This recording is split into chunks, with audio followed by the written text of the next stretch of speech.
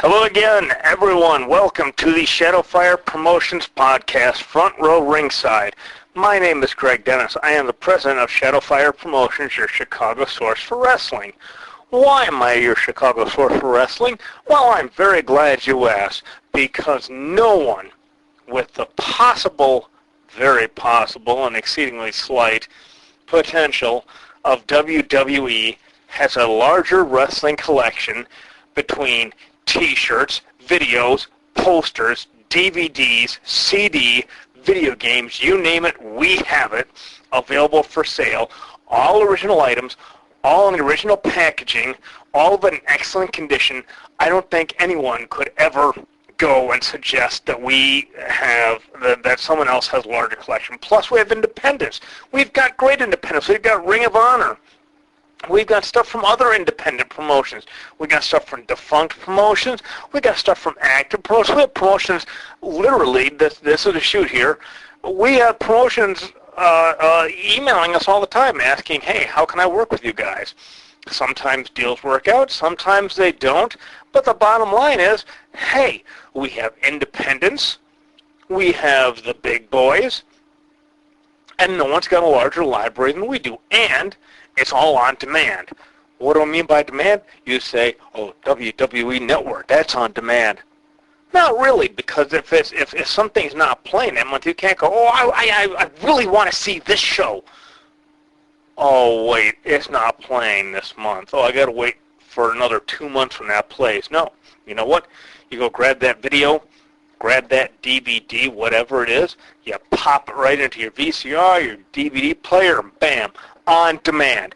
Anything you want, anytime, it truly is on demand because you own it. You're not subject to the whims of some other company that owns all the footage rights and, hey, oh, it's not on demand this month. I got to wait a month. Oh, darn, I was really wanting this. That's kind of like, you know, you're going to the local store, the liquor store, whatever, and they say, gosh, I really, really want this one really good craft beer. Oh, they don't have it. Oh, that, you know, you go to the bar. Oh, man, I'm going to the bar because they got that one craft beer I really, really like. Oh, wait, it's not on tap this month. But if you get the stuff from the liquor store, you got that 6-pack or that 12-pack, that's on demand. You can have it anytime you want. You know, you found that one place online you can get it. Hey, outstanding. You know? So this is really, truly on demand because it's right there in your own video library.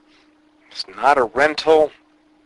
Oh, gee, I got to get it back. I got to watch this entire thing like right now because I got to get back before 8 o'clock tonight or I'm going to get hit with that late fee. Oh, my gosh. If only I had the time, but I'm going to be out tonight, and I can't see it because this is the last time it's going to be shown for like the next 67,000 years. But it's on demand. I've got to see it now. But if I don't see it now on demand, I won't see it on demand again when I demand it for like another 128,000 years because it was only on demand that night. No, we're on demand all the time because you own it. This is going to be in your library. This is going to be original stuff just like it was sold in the store when it first came out. Vintage, contemporary, independent, national, it doesn't matter. If we don't have it, chances are good we can probably find it for you. If it's been in print, we can find it for you. Now, I'm not going to say that everything is going to be super duper easy to find because that would be a lie. If everything was super duper easy to find, hey, we wouldn't be in business. Everyone would be able to find it. But I would definitely say in 99% of the cases, unless you're talking about something really, really obscure, we can find it for you.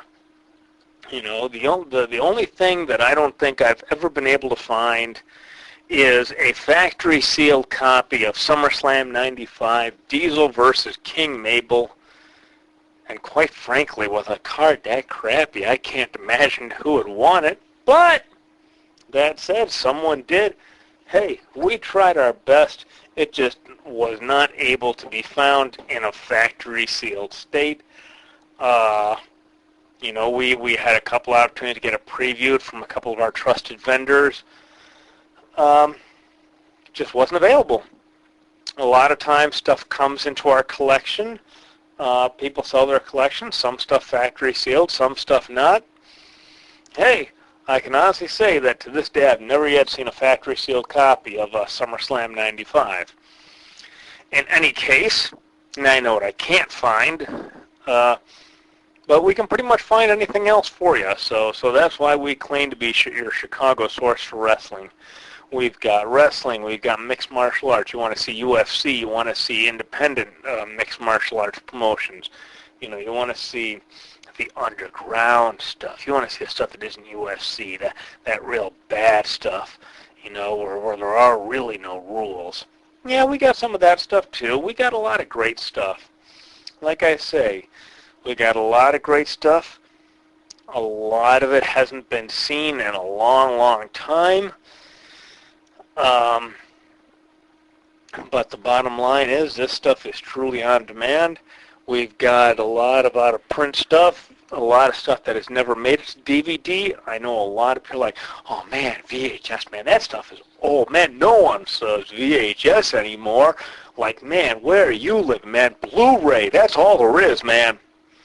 Yeah, well, the only problem is that there's a lot of wrestling out there that never made it to DVD. There's a lot of wrestling that never made it to Blu-ray. There's a lot of wrestling that only made it to VHS. Probably because either the promotion is no longer in existence, WWE has no desire to go and put out that footage, or maybe they are not owned by WWE. And hey, there's some indie promotion that you don't know about that never existed on DVD. This is why I always encourage people, invest in a VCR and a DVD player. That really isn't that expensive. You can get a VCR. Hell, you can get a decent VCR at your local Salvation Army, your local Goodwill. You probably won't even spend $10 for it. And you can get all sorts of great wrestling on VHS that has never, ever hit DVD. People say, oh, but WWE's got everything.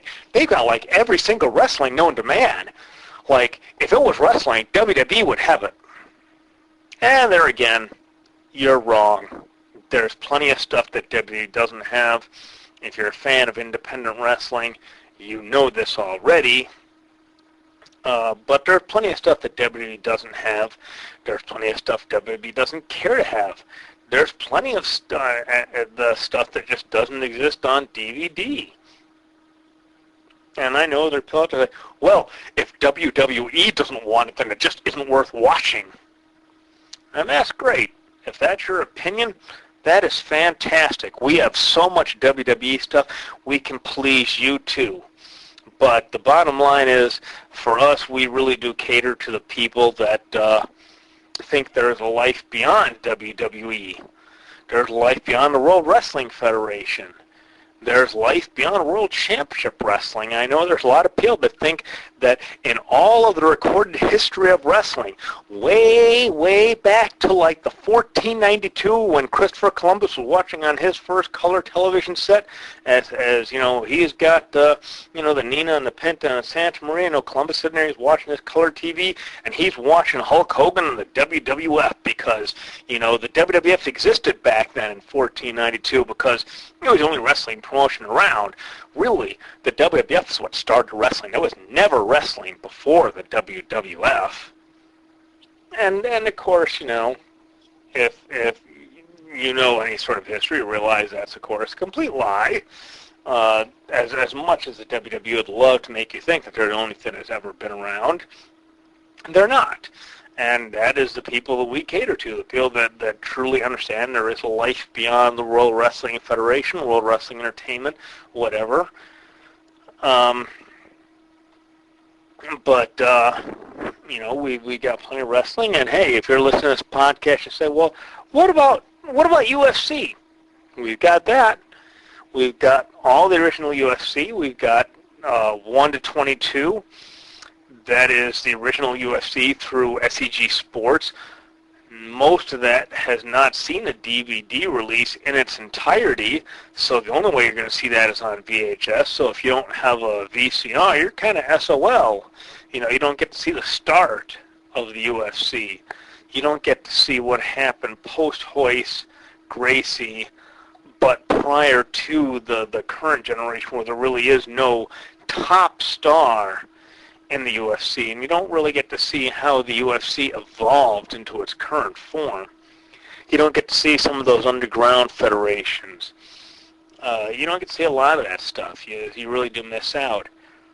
And if you're a fan of the history of either wrestling or mixed martial arts, by only saying, well, I'm only interested in Blu-ray, and if it's not Blu-ray, then it's not worth watching, well, you miss out on a lot. You really do. That's the same people that say, oh, I don't read books. Why should I read a book? I've got a Kindle. I can't read a book.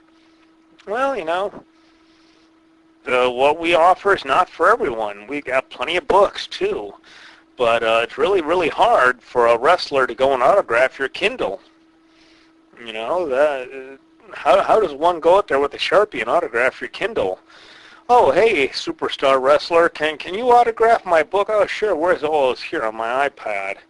Can you autograph it? Oh, no. How the hell am I supposed to autograph your iPod for you? So there's a distinct advantage to some of what we have. Whether it be VHS, DVD, what have you, CD. Oh, I only have an MP3 player. I've never listened to a CD. Oh my gosh, no. Well, again, you miss out, and that's certainly your prerogative to do such, but you miss out. And for those who are listening to this podcast and who are not interested in pro wrestling or mixed martial arts, that's all right. Stay tuned, because we got plenty of music, movies, books. We got a lot of great stuff that isn't related to pro wrestling or mixed martial arts. We've got stuff from the Browns, Sandra Brown and Dan Brown. No, they're not related, not as far as I know, but it's just fun to call them the Browns. We got James Patterson, Stephen King. We've got all sorts of great authors.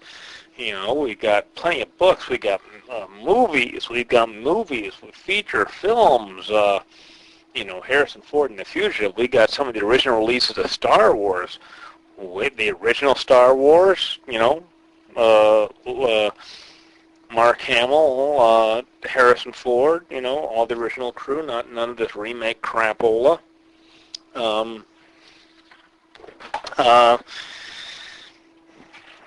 we've got all sorts of great stuff from all genres. We've got comics. We've got comics for sale. We've got plenty of independent publishers, Marvel, DC. We've got all sorts of great stuff. So, while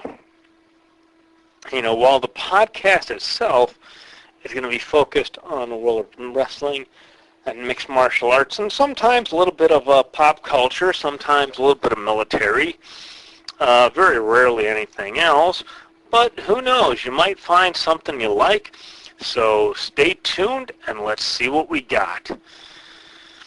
So our first item, we got kind of a brief thing. This is being uploaded on a Tuesday rather than on a traditional Monday because, hey, we took Labor Day off just like you did. So, if you were expecting to see this drop on a Monday, too bad, so sad. We took Labor Day off.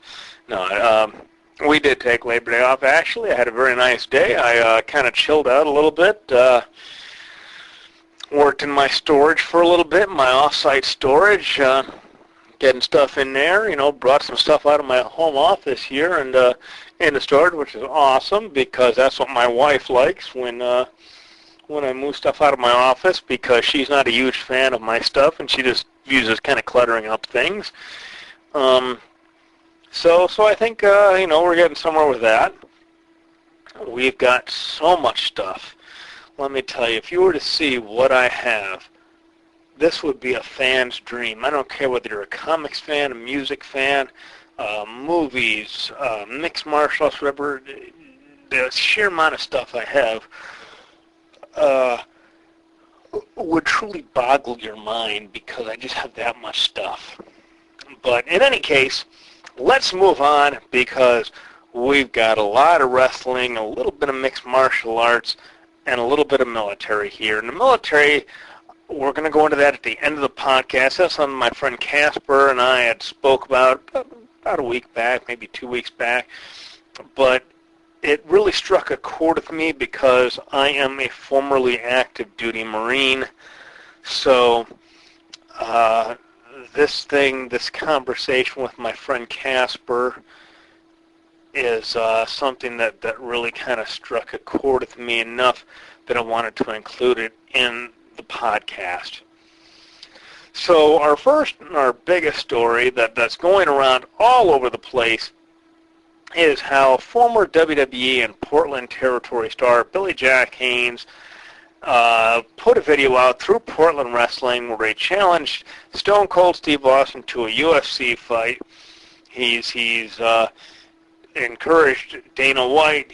I'm guessing he's trying to encourage Vince McMahon. I'm not quite sure. It's sort of a rambling sort of thing. And the sad part is seeing the original video that was uploaded by Portland Wrestling. They say they edited it. So if you guys edited this thing, the least you could have done is edited it so it made some sort of sense and wasn't quite so rambling, because it makes Billy Jack Haynes look like he's all over the place. Billy Jack Haynes is challenging Steve Austin to a UFC fight, 1-minute rounds, as opposed to the traditional UFC 5-minute rounds. I'm wondering if Billy Jack has ever seen a UFC fight in his life, that he thinks it's 1 round, 1 minute. I'm trying to understand it. This is not edited in the most flattering way to Billy Jack. I didn't see anything. There was talk about how Haynes also blamed Steve for Roddy Piper's death. That wasn't in the YouTube video. That actually came later on in Billy Jack's Facebook page. Let me see if I can find it again. Here it is. Okay, so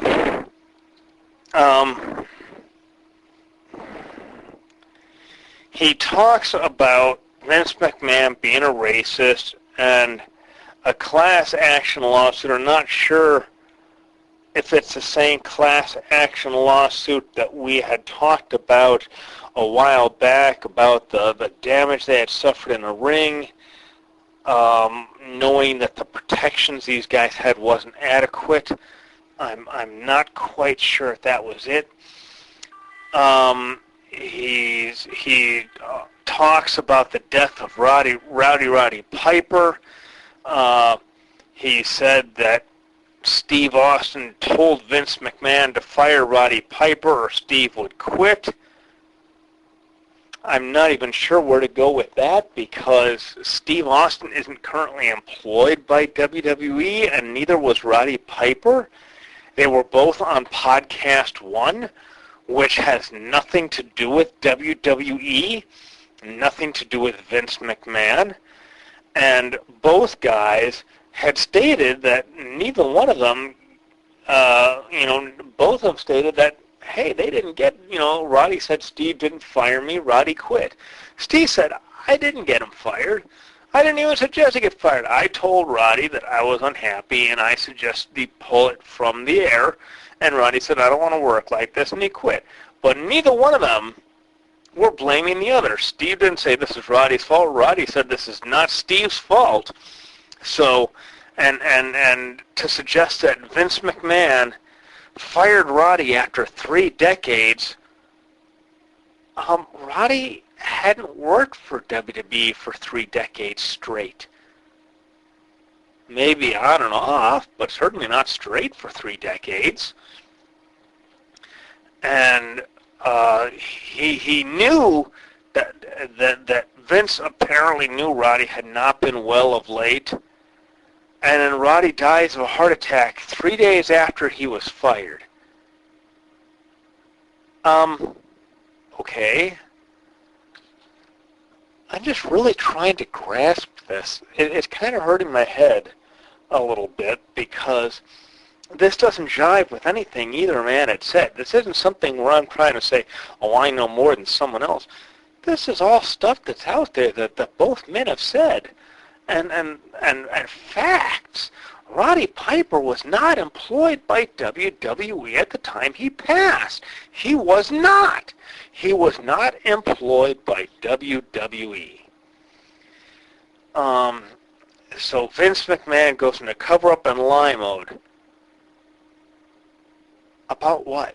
What was Vince lying about and covering up? I'm trying to understand.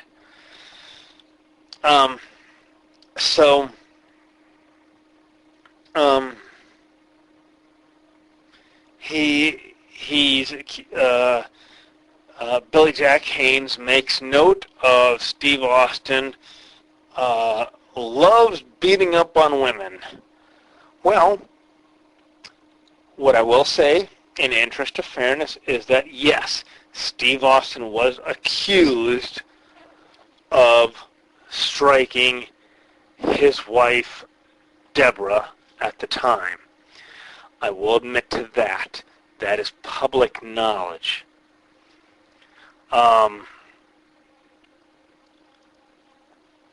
But whether or not this was actually proven or not, I don't know. I am not going to say. I know that there was accusations of physical abuse from Deborah, whether it was from his second wife, Lady Blossom, Jeannie Clark, I do not know.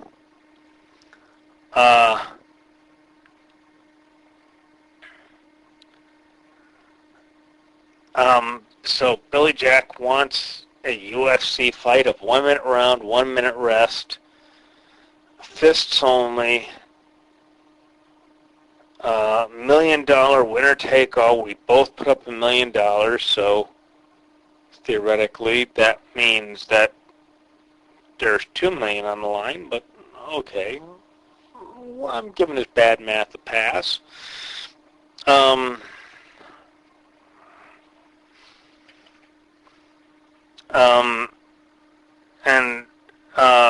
He is accusing Vince McMahon, Billy Jack's accusing Vince McMahon of being in his company for 20 years.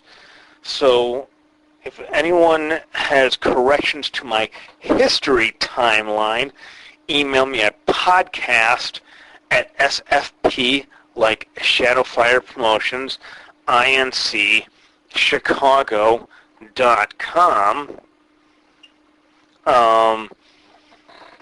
But last I had heard, Steve wasn't employed by WWE.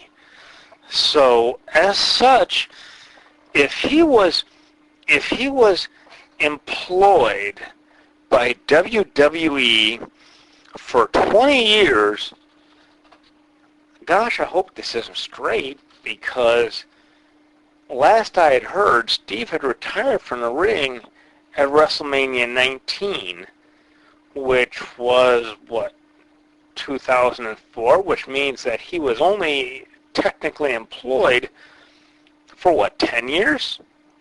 Because he debuted about, 94, 95? So how could he have been employed for 20? That means he would still be technically employed right about now. And he's not.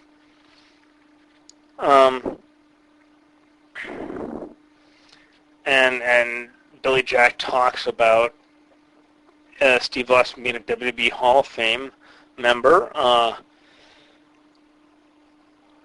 Well, the WWE Hall of Fame is one of those things where you have absolutely no clue of what particularly goes into that, because no one does. There's no rhyme or reason, because if not, then a lot of people probably wouldn't be in there.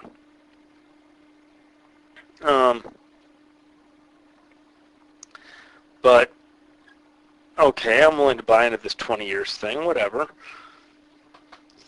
And Billy Jack further goes on to accuse, or to at least claim, that Roddy died over the pure stress of being fired.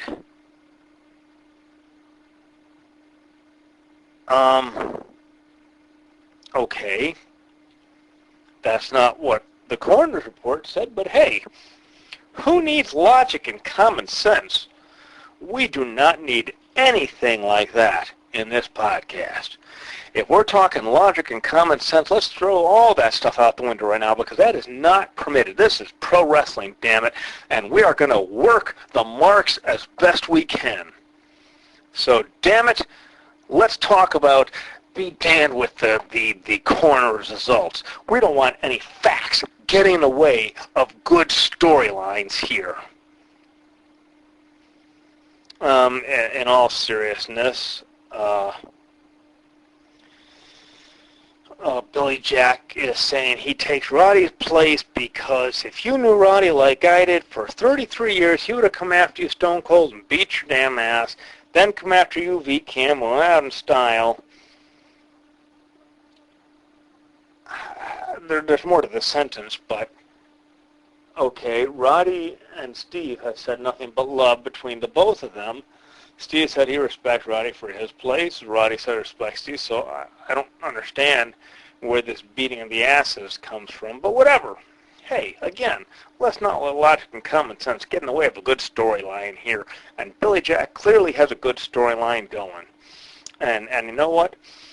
He spent a lot of time outside the spotlight, and damn it, here's a guy who needs to be in the spotlight again because, hey, he's got nothing else going for him, and this is about the most inflammatory thing I'll ever actually say in this podcast.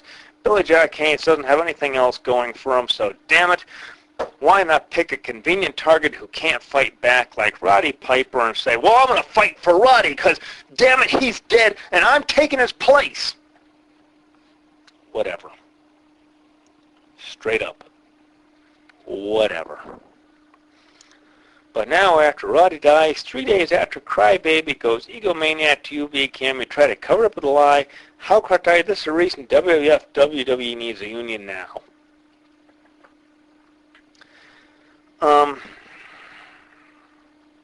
Unions in pro wrestling have long been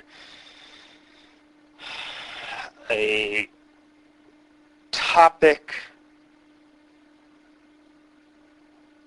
popular topic of importance.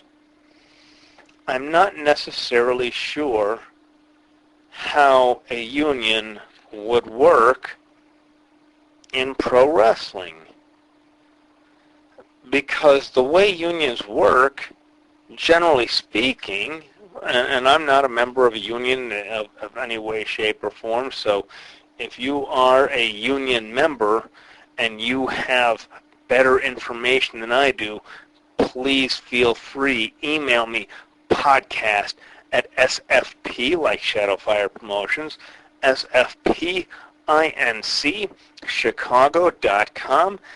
That's SFPIncChicago.com. And let me know. But my understanding of unions is unions are strictly based on longevity.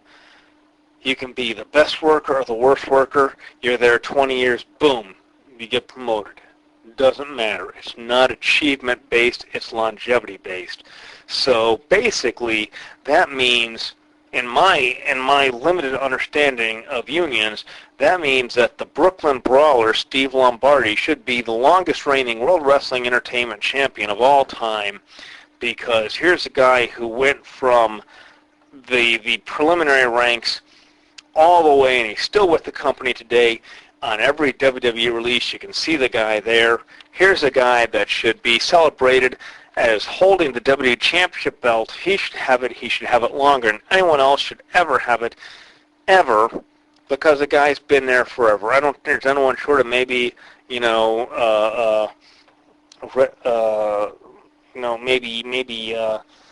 Tony Garea or Pat Patterson or someone else, Rene Goulet, who has possibly been there longer than Steve Lombardi. So I think that someone like Steve Lombardi should immediately get the WWE title belt from John Cena, win it like at least 15 or 16 more times just to eclipse Ric Flair's record, because if you were paying attention to the whole SummerSlam fallout, you know that was the excuse that was given for John Stewart interfering in the Cena Seth Rollins match, because, I don't want to see you break Ric Flair's record, because it needed something to do to involve John Stewart, and that seemed like a convenient thing to do.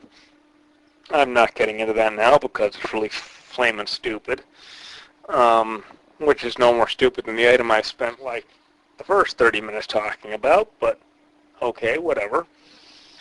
But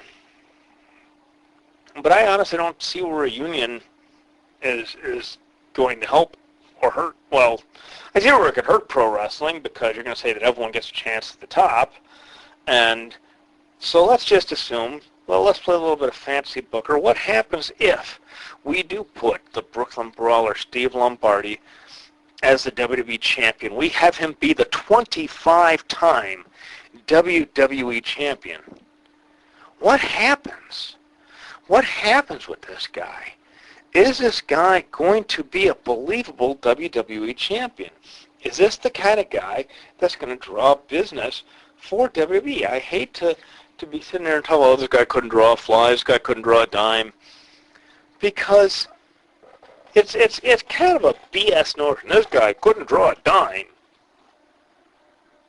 It's a little silly notion. I understand where they're coming from, but it's kind of it's an excuse that people love. This guy couldn't draw a dime, that's why he's not there.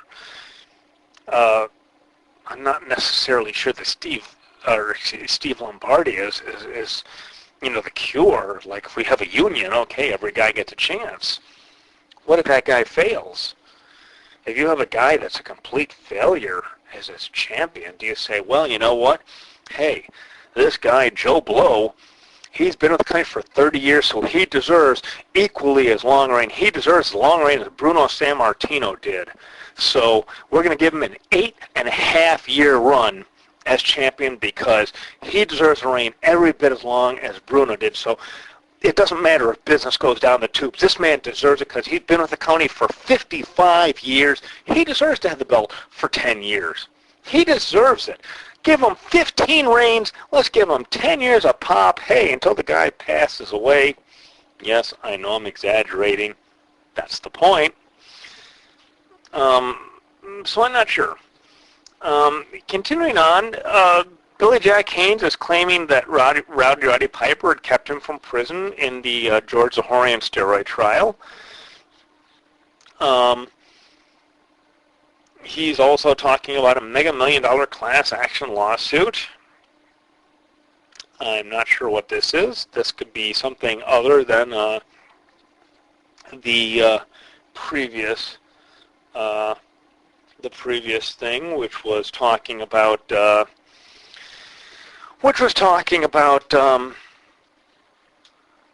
health benefits and such. This could be something different. In any case, Billy is certainly coming off poorly.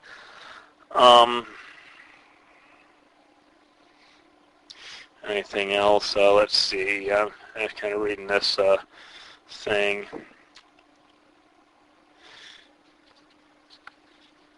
Buddy Rose was killed. Buddy Rose died from years of cocaine. I don't know anything about that.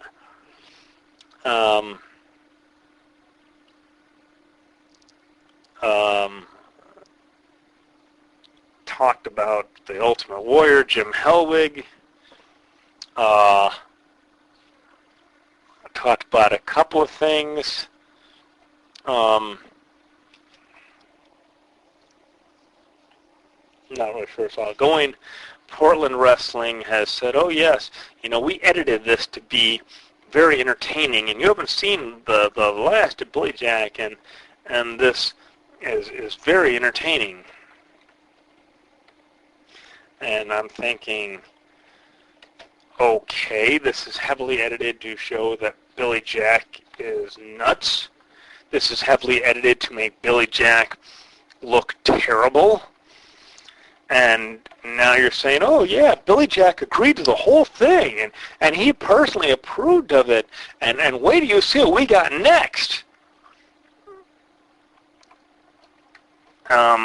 It smacks to me of someone, and this is a complaint against Portland wrestling. This smacks of someone who's desperate and says, please, over here, look what I got, over here, look, I got this crazy guy, and, oh, but if you think he's crazy now, oh, he's so serious, wait and see, though, he'll show you how serious he is.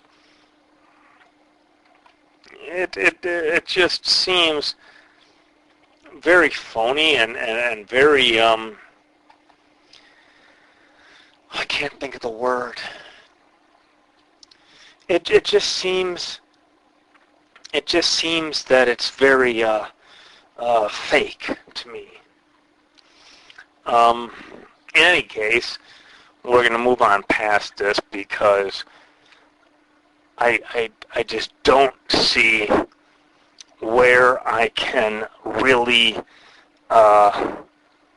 go with this, further. This is just a really weird, messed up thing. And if you want to see the whole thing, you can Google Billy Jack Haynes, don't Steve Austin. You'll see the Facebook page. I think the post is taken down. I don't know for sure. But you can certainly go and look it all up. The original videos on YouTube, there's plenty of people that are talking about this. It's very screwy. Any case, moving on. We're going to talk a little bit about preliminary talent in pro wrestling. A lot of people love to dismiss the preliminaries. Oh, they're jobbers, they're jabronis. We're going to quote The Rock. Oh, they're a bunch of jabronis or jobbers. Or no, oh, this guy's a jobber. And I'm going to go and blame The Rock for that. It's not, he wasn't the one who originated the term jabroni or anything like that, but he was the one who kind of popularized it. And now everyone who claims to be anyone is like, oh, this guy's a jabroni, he's a jobber, he's a nobody. But, and I I truly do get a kick out of people who want to be more important than they are, try and sound important, like, this guy's a jobber, he's a jabroni. But they fail to take into account one thing, or multiple things, depending on your perspective, is that in pro wrestling, especially in the era of preliminary talent, going up, especially in the early 1980s with World Wrestling Federation, WWF, and a lot of their tapes and a lot of their TV tapings or their syndicated shows and stuff where preliminary talent like Steve Lombardi, the Brooklyn Brawler, these guys were highly respected.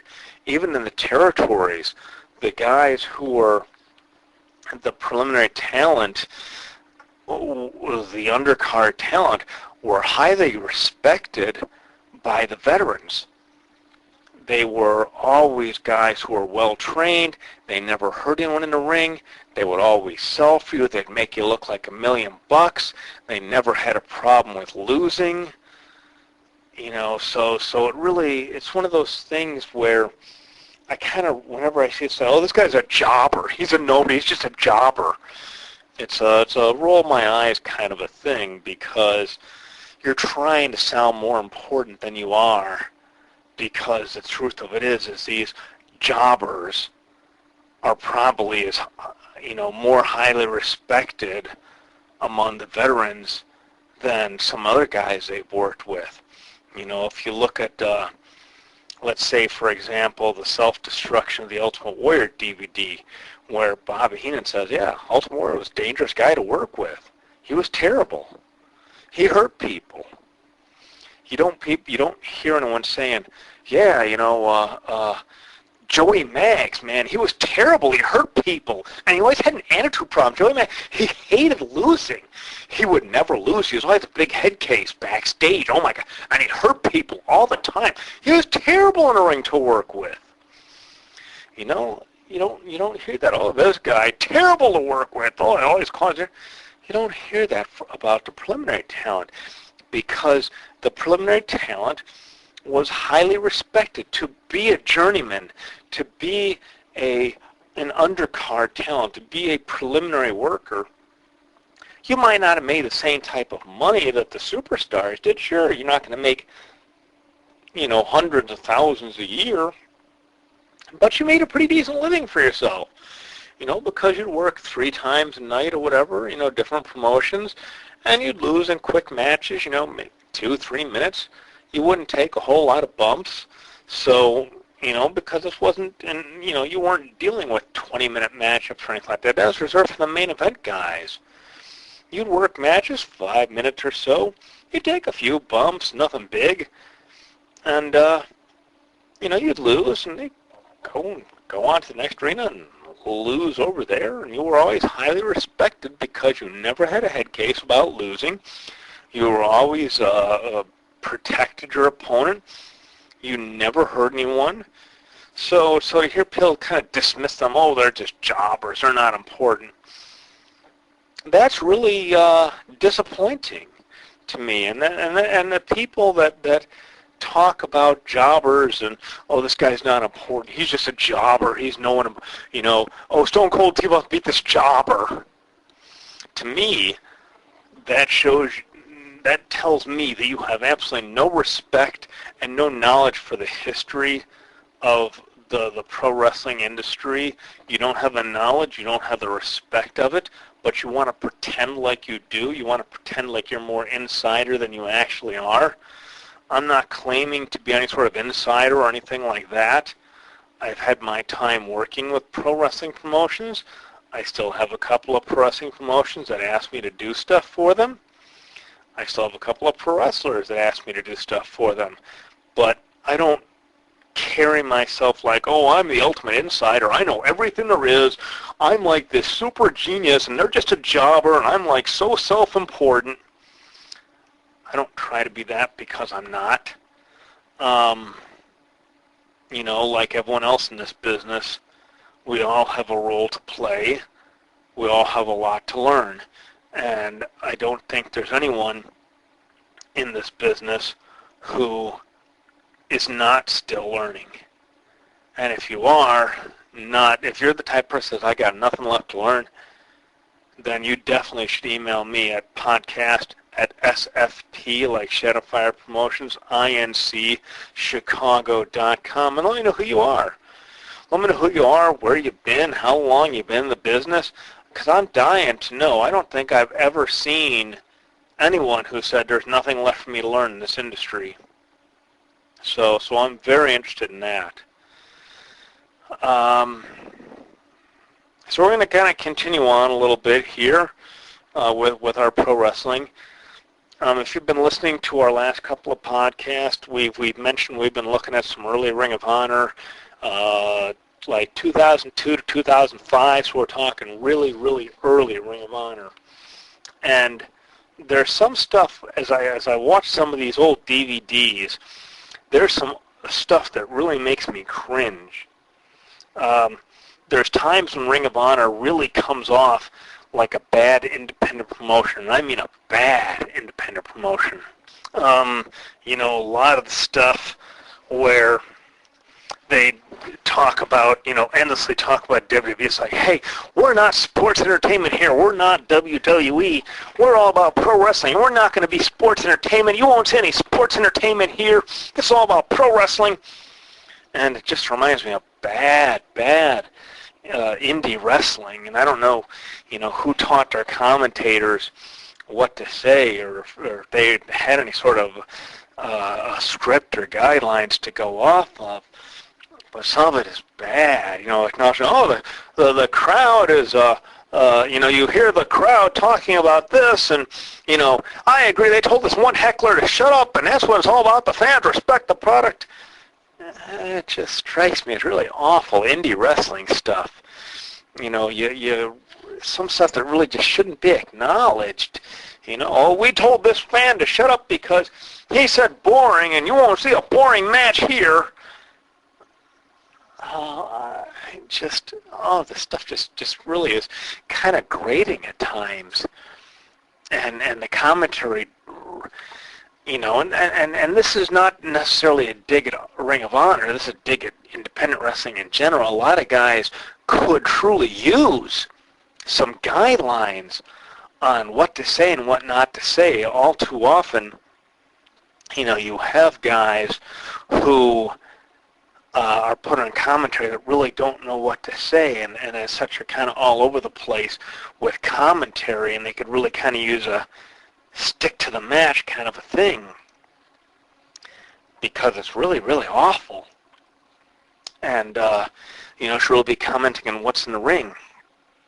Last week I spoke about the script that was allegedly leaked from WWE, and I had mentioned that a lot of stuff really makes sense, and I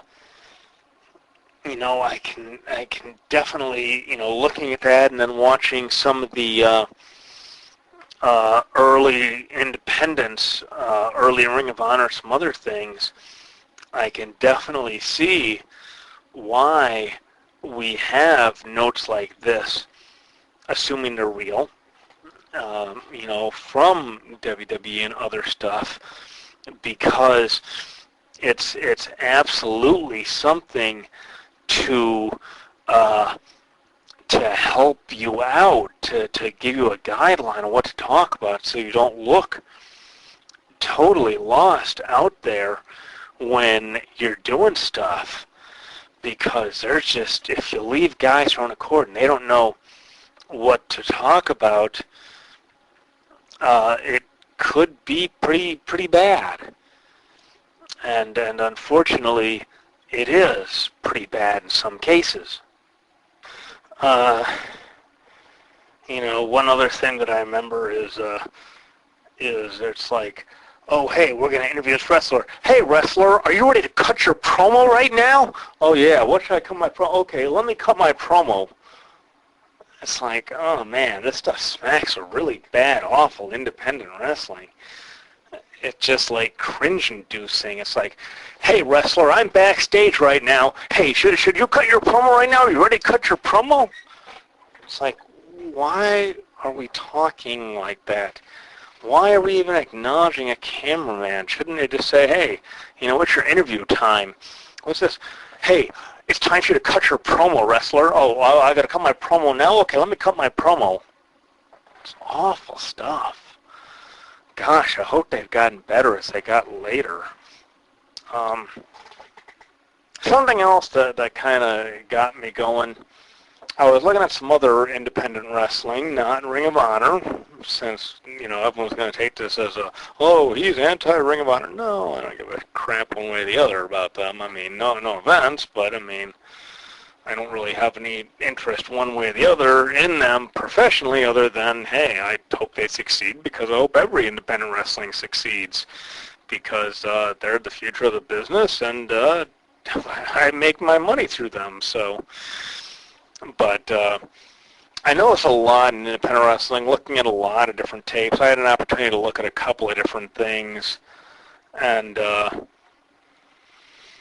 I looked at it, and I remember looking at independent wrestling physiques, and I remember a lot of guys talking about, little flippy guys, they're nothing, and they're no one unless you're like, 8'10"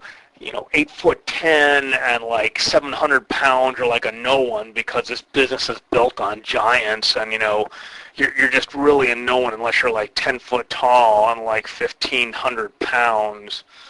And it struck me that the opposite is true, that there's also a lot of guys who look like they've never seen the inside of a gym ever.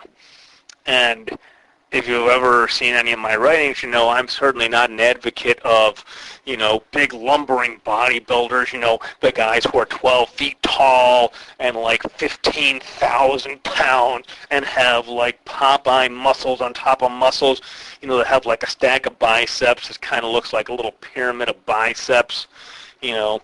I'm not a big fan of that because most of those guys couldn't work a match to save their life. But on the other hand, I'm not exactly a fan of guys who have never seen the inside of a gym either. You got guys who's like, okay, hey, when's your 14th birthday? You gonna hit puberty anytime soon? I'm just dying to know, do you hit puberty sometime soon, or are we always gonna expect to see a little kid who's like, you know, 4'2" and like 16 pounds dripping wet? You know, seriously, eat a cheeseburger, find some creatine. Find the inside of a gym. Lift a barbell. Once in your life, discover what it means. Because the illusion of pro wrestling is that you should be thought of as serious athletes. And I don't see any athlete, maybe a track star, and this is pushing the envelope because I used to be on track. And I certainly never looked like that when I was on track. My coach encouraged us to hit the gym.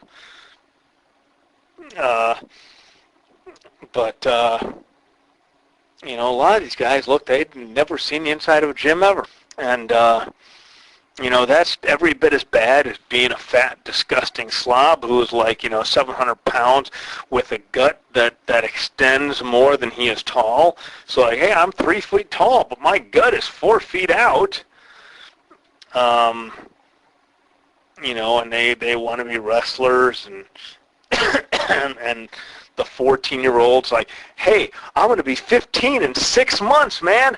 That's why I only weigh 14 pounds. I'm going to be 16, sweet 16th birthday, man. Yeah. You know, hit a gym, get some creatine. I understand there's guys who are naturally thin.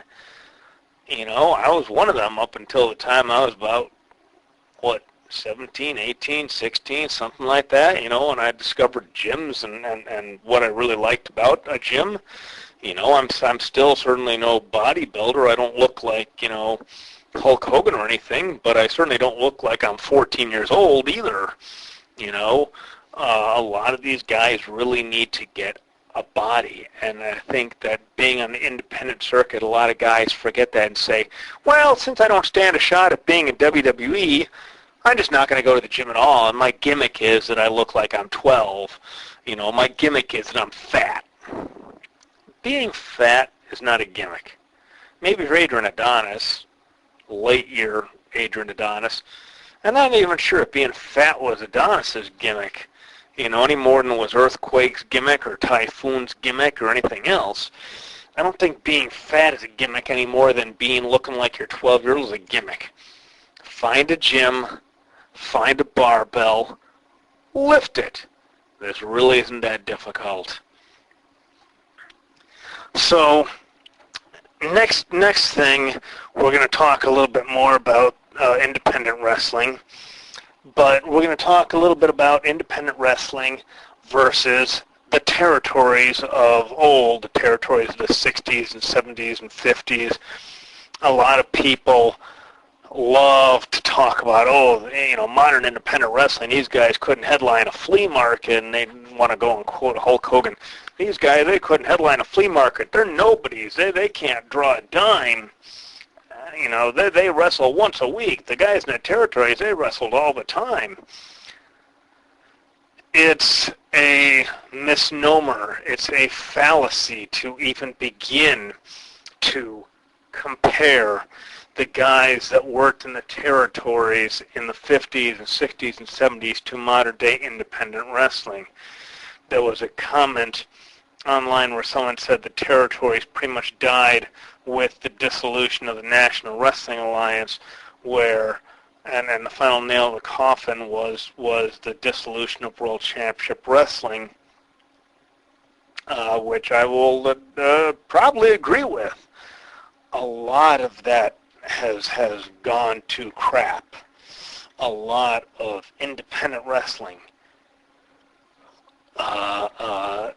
that when the territories died off, a lot of wrestling died off. Modern day independent wrestling is what the territories were. But to sit there and say, oh, we're better because we wrestle 5 days a week, and you guys wrestle, once a week? It's a fallacy. It's a total fallacy. Independent wrestling is what the territories were.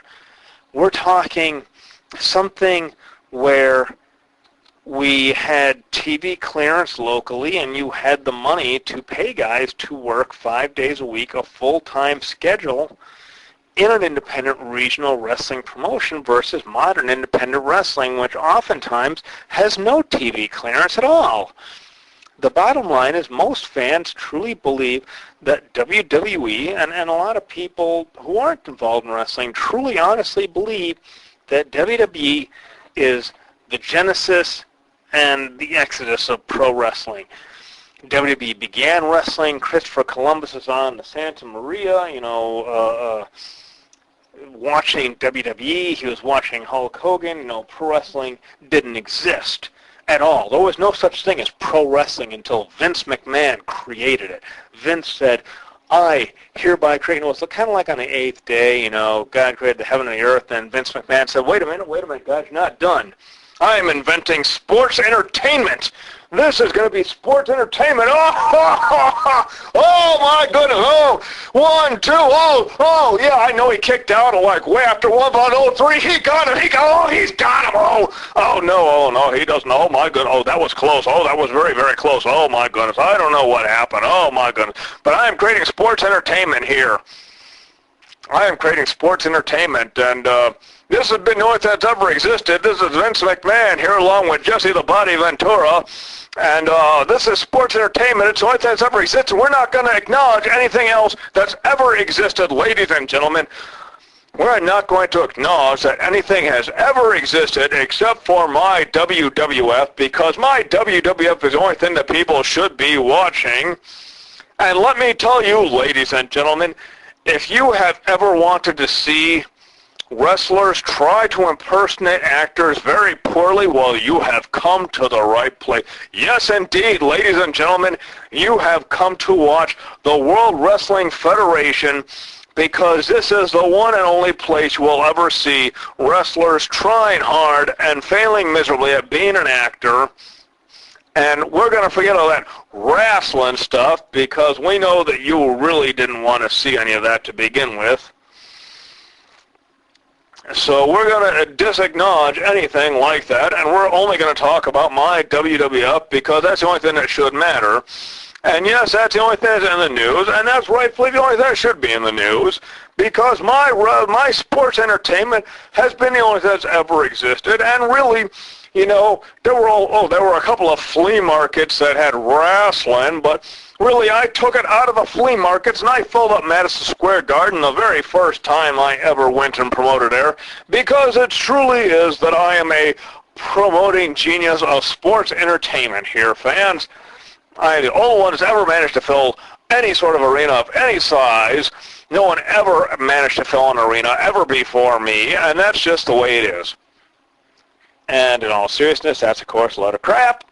That is, Vince McMahon revisionist history at work. But the notion of even trying to compare any sort of independent wrestling to the territories is just mistaken. A lot of people truly believe that the World Wrestling Federation and Vince McMahon and all that has been the only thing that's ever existed for pro wrestling ever, and it's silly. It's silly. It's stupid. It's silly and stupid because it's just not relevant. It's stupid because to complain and say, these guys aren't like the territories. Well, we're talking about a vastly different time. To even begin to compare the two is like an apples to rutabagas sort of a thing. It's not even close to one another.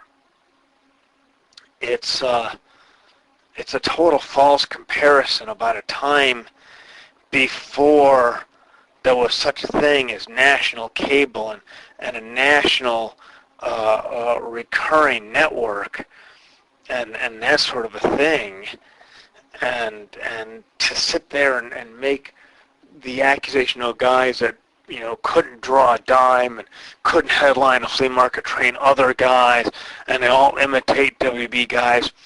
Well, most people in a modern scene grew up on post-1980s WWF. So, and the wrestling business as a whole was only opened up to most people, like really, truly opened up. So no one could be a wrestler. Only one could, train as a wrestler within the last 10 years, 20 years, late 90s, early 2000s. So to sit there and say, oh, my generation was so different, it's just the wrong comparison to make.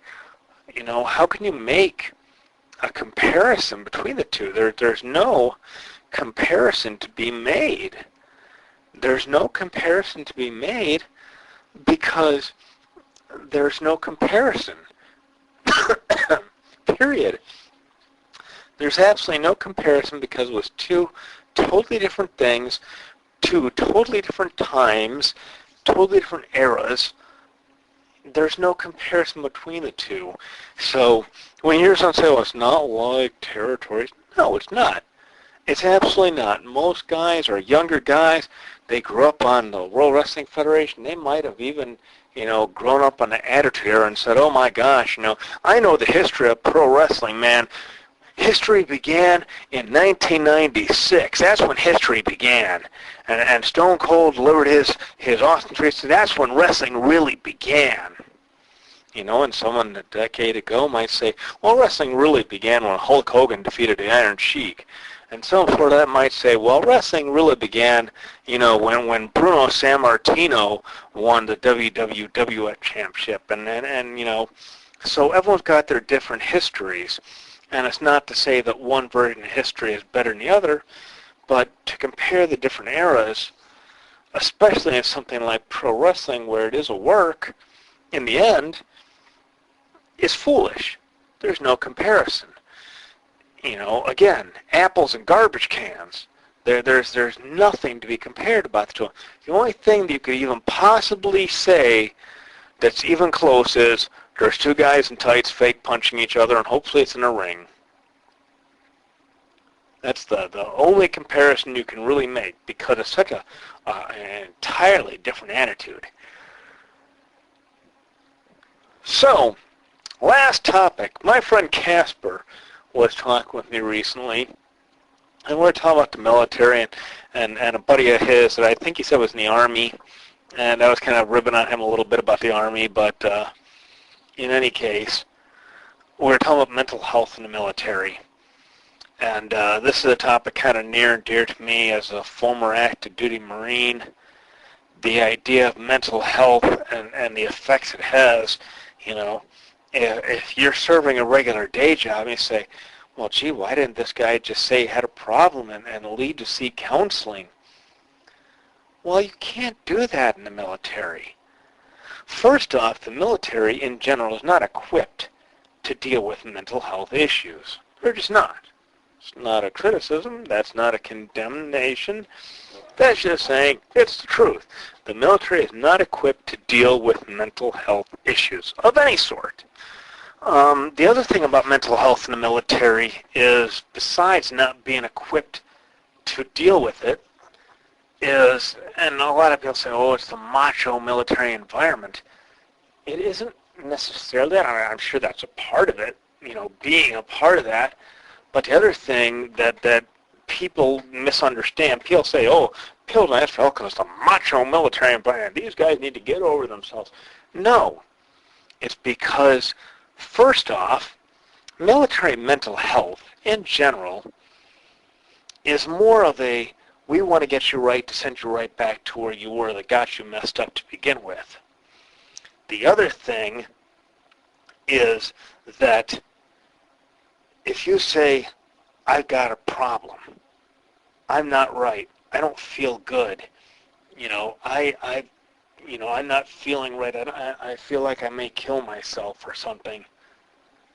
I'm feeling these thoughts. I can't get over the fact that, my buddy got blown up. I just have problems.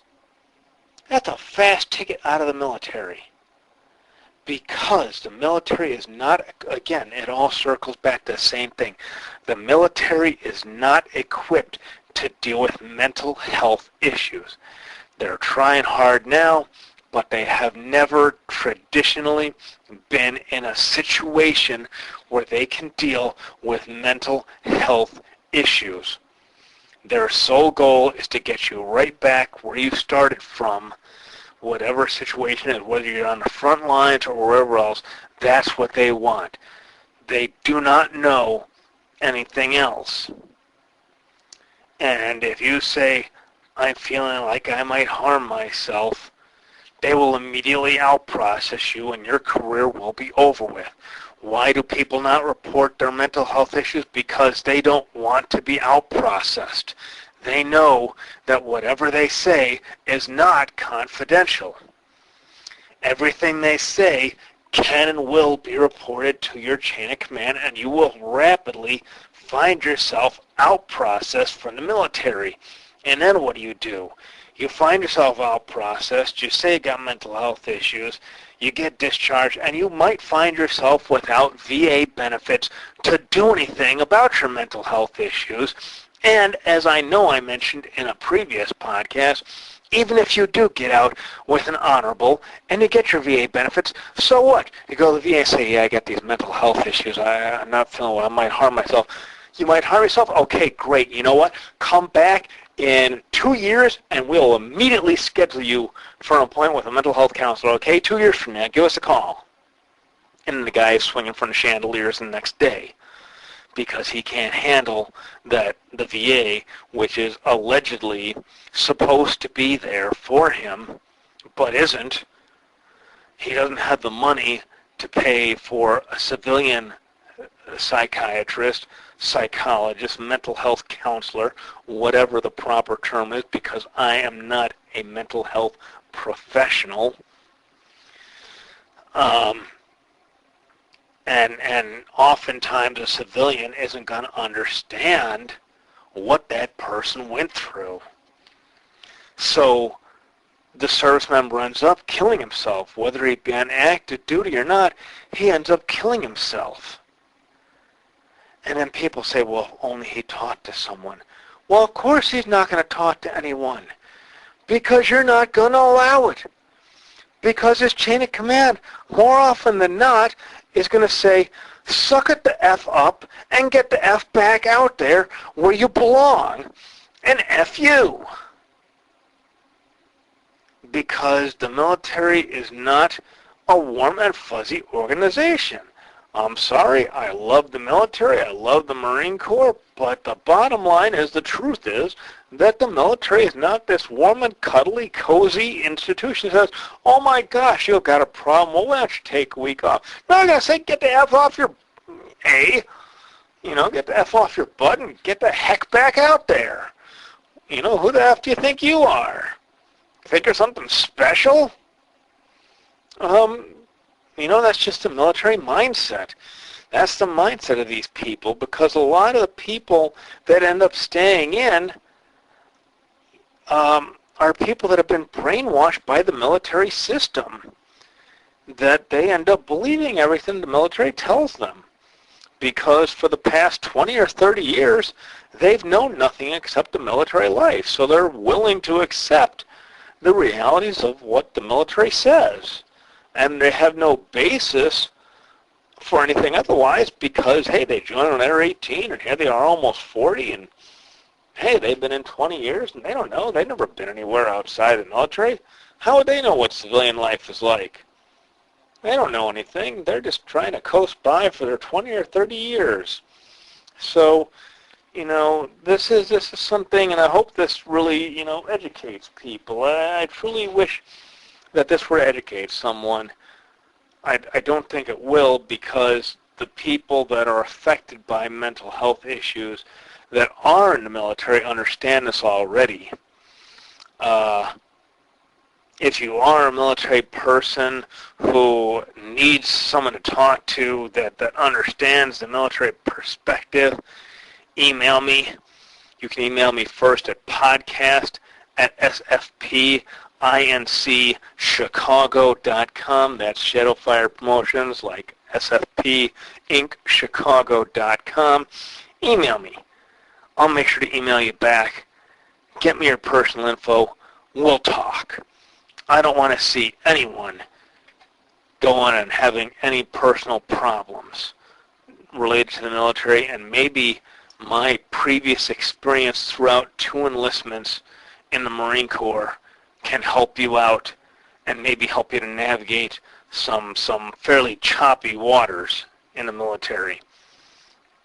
I don't care whether you're Army, Navy, Air Force, any of that trash. You're all brothers. So, and there's only 2 types of people that I'm going to give that to, and that's going to be military personnel and my brothers in the wrestling business.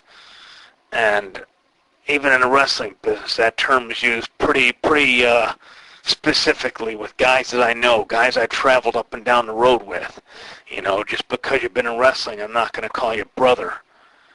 I want those guys who I have traveled up and down the road with when I did travel a lot, when I was going up and down the road, territory to territory, working a lot of wrestling promotions, especially in the early part of the 2000s. Those guys, you are my brothers, and you always got a place to come to and bitch and talk. And if you want to be a part of this podcast at any point in time to share any experience you had, either in WWE or the independents or anything, I want you to go ahead and email me at podcast@sfpincchicago.com. That's podcast@sfp, like Shadowfire Promotions, INC, Chicago.com. Email me. Leave me your contact if I don't already have it. And if I do have it, give it to me anyway. Give me your phone number. I'll give you a call. We'll talk. We can talk about what can go on the air, what can't go on the air. We'll meet. We'll have lunch somewhere. Maybe we'll, go out to dinner sometime or something. But, I'm always willing to take on any guests anytime. Speaking of guests, I've got a couple of guests upcoming. I haven't really prepared for them yet, but I've got a couple of guests that are coming. We've got Sunny, the California girl from Glow. She's going to talk about her experience in wrestling. She's going to talk about Glow. She's going to talk about everything related to it. She's also going to talk about my other guest, Roxy Astor from Glow. And Roxy has the Afterglow Fan Party, and that's pretty much what it says. It's Afterglow Fan Party. So it's a party for the fans from the Glow Girls, where Roxy went and gathered together on her own, no help from anyone else. She went and used the internet and found as many of the Glow Girls she possibly could, got them all together in one room, and invited all the fans to ask anything they wanted. They've got just uncensored stories, special guests from Glow, just anything you could possibly imagine. It's a whole heck of a lot of fun. They have a Glow DVD already out. The Afterglow Fan Party DVD is already out. You can get a copy through Shadowfire Promotions. Email me. Let me know. Orders at sfpincchicago.com. That's orders at sfp, like Shadowfire Promotions, inc, chicago.com. Let me know. Each DVD you get from Roxy is going to be personally autographed by Sunny. I'm looking at the wrong thing. Personal autograph from Roxy to you. But you know what? Since I'm dropping Sunny's name and everything, I'm willing to bet that if Sunny is anywhere near Roxy, that if those two are together, that Sunny would be more than happy to sign a DVD for you too. So, maybe we can get Sunny to sign some of these DVDs too. It kind of depends on Sonny's availability.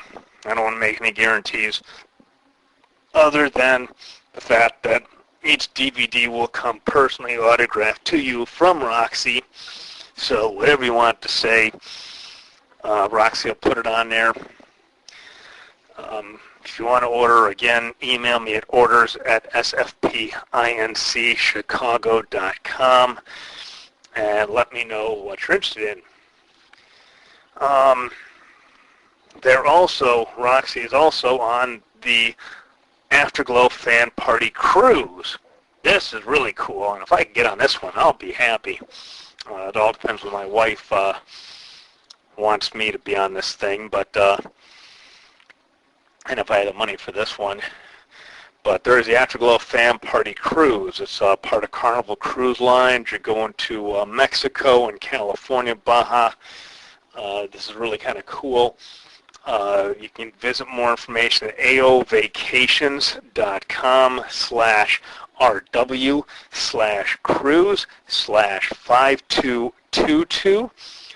And that is the Afterglow Fan Party Cruise. A lot of Glow Girls on there.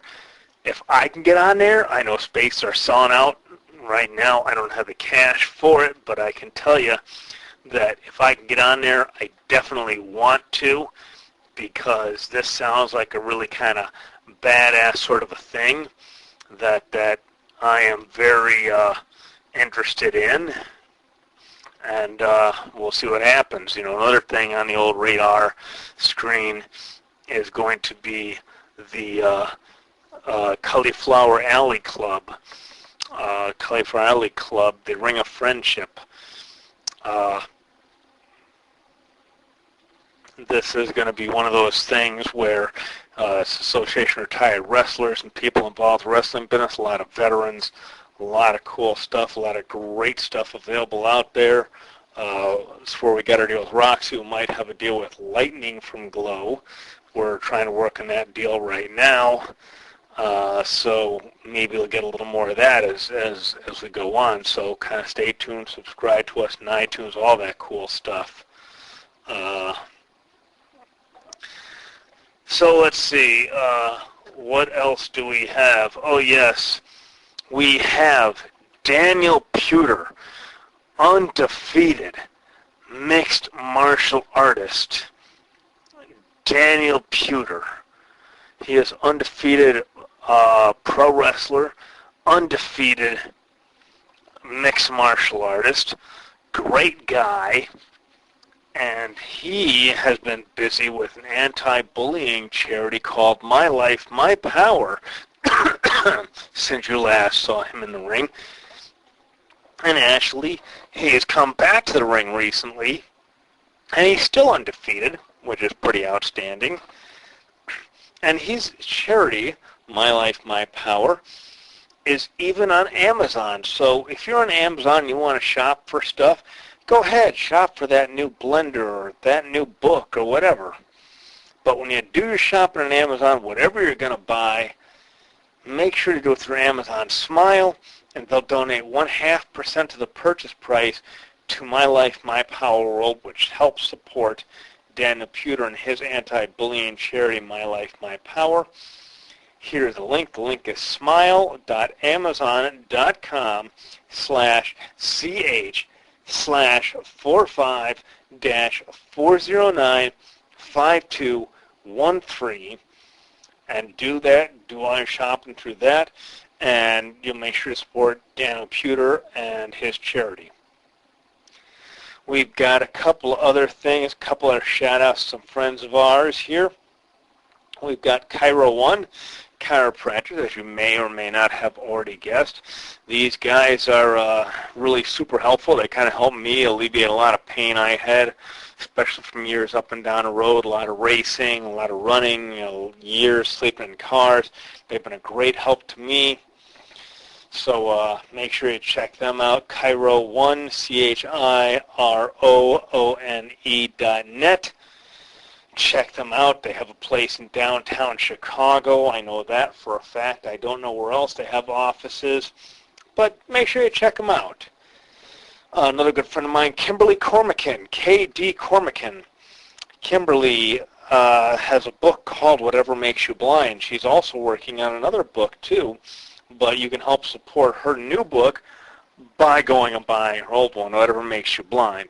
It's a very good book. I didn't know what to expect going in, but I really liked it at the end. It was really something different. It was really something I wasn't expecting to kind of like, but I ended up liking a whole lot.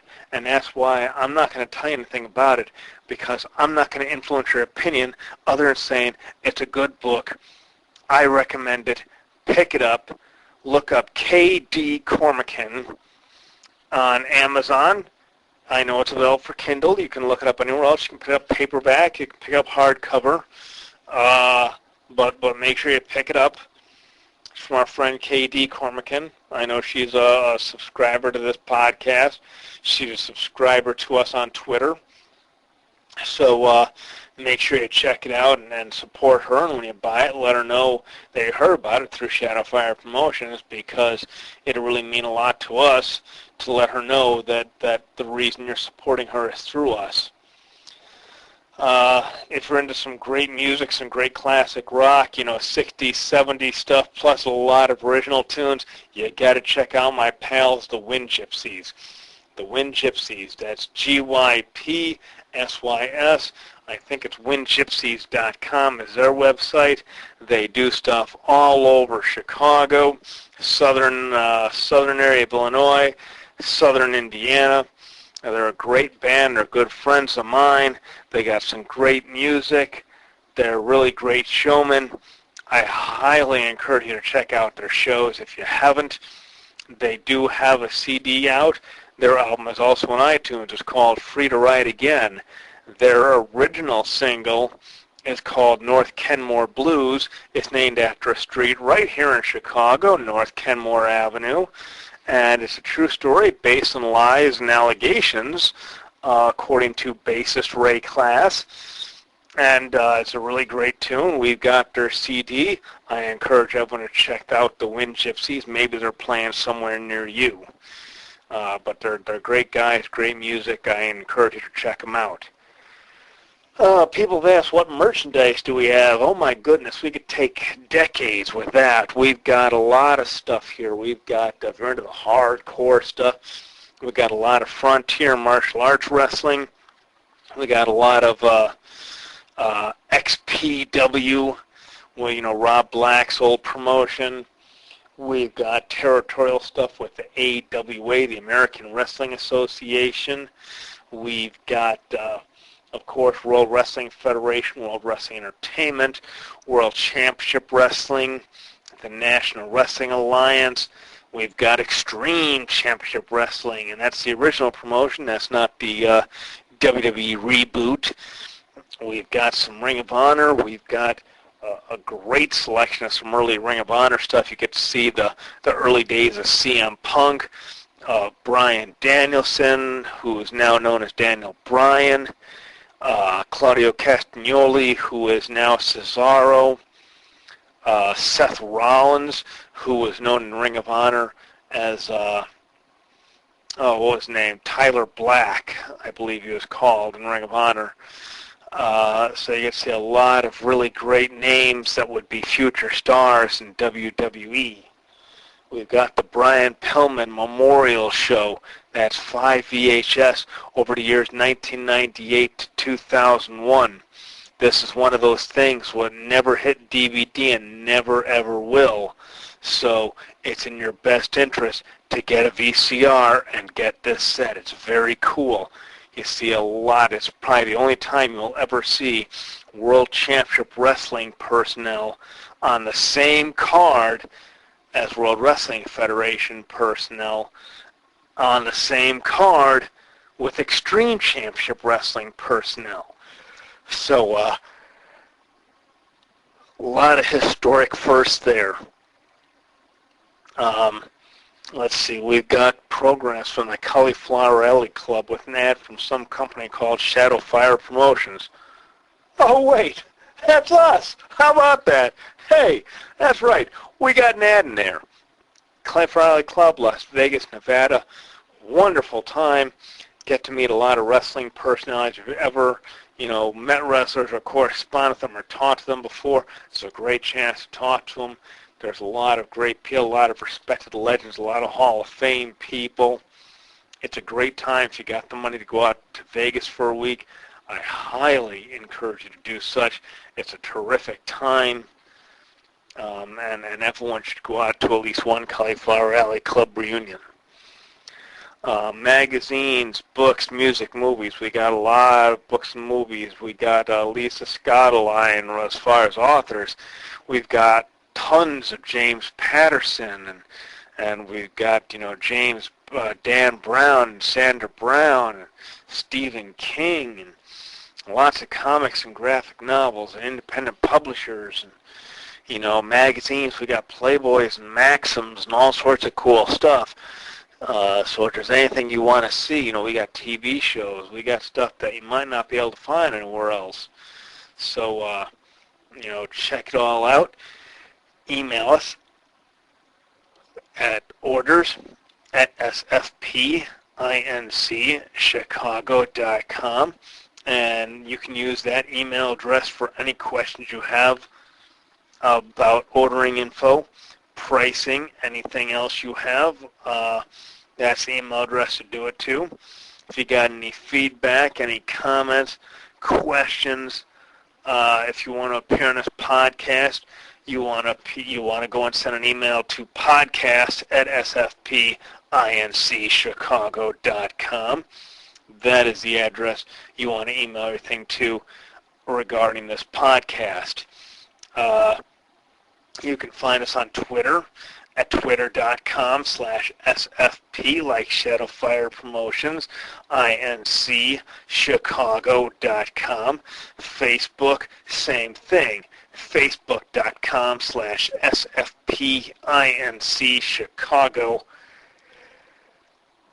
So, check us out there. We've had a lot of ads. We will frequently live tweet from mixed martial arts UFC events, so make sure you check it out. It's very, very cool. And I think that just about covers everything that we needed to talk about this week, so I will look forward with meeting you all next week. Hopefully there's a lot of stuff to talk about, but in the meantime, I will see you all later. I will see you all front row ringside.